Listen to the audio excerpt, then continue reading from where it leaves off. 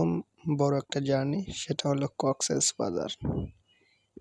এই যে কক্সবাজার গেছিলাম, আসলে কি বলবো, মনোমুগ্ধকর একটা পরিবেশ। ছোটবেলা থেকেই ইচ্ছা ছিল কক্সবাজার ঘুরতে যাব।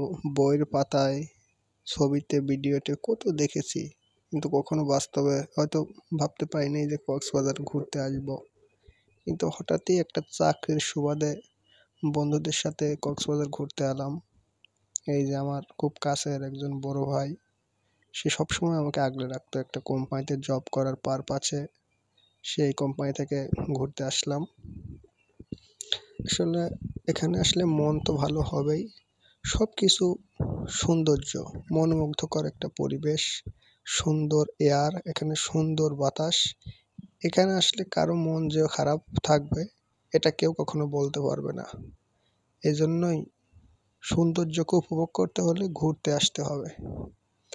দূর দূরান্ত থেকে হাজার হাজার মাইল পাড়ি দিয়ে এখানে লোক আসে, কিন্তু আমরা আমাদের নিজের দেশ হয়তো আমরা কোনো একটা কারণে ঘুরতে পারি না, কারোর আর্থিক সমস্যা, পারিবারিক সমস্যা। তো আমরা সর্বশেষ চলে আসলাম হিমছড়ি পাহাড়।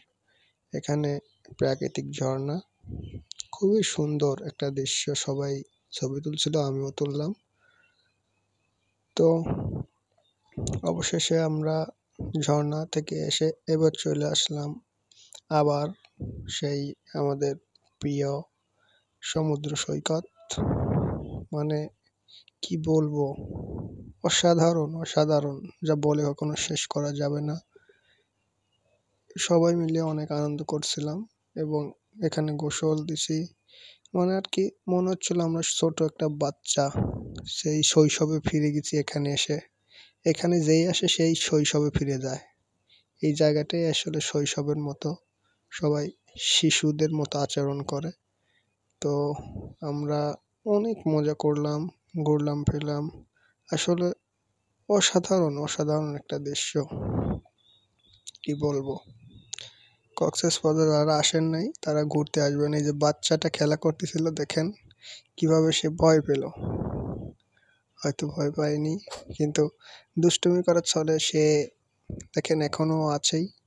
যখন স্রোত আসছে ও খেলা করছে।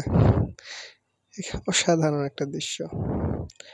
আর কক্সবাজার মানেই মনের প্রফুল্ল, মনের আনন্দ। সকালে বিকেলে সবচেয়ে ভালো লাগে সকাল টাইম আর বিকেল টাইম, যখন সূর্যটা অস্ত যায়। এই যে আমাদের এখন গোসলের শেষ সময়, আমরা গোসল করলাম।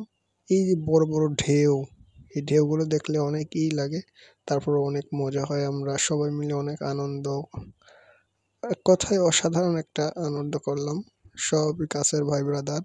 দেখেন কি একটা দৃশ্য, নজর কাড়া একটা দৃশ্য। সবাই ভালো থাকবেন।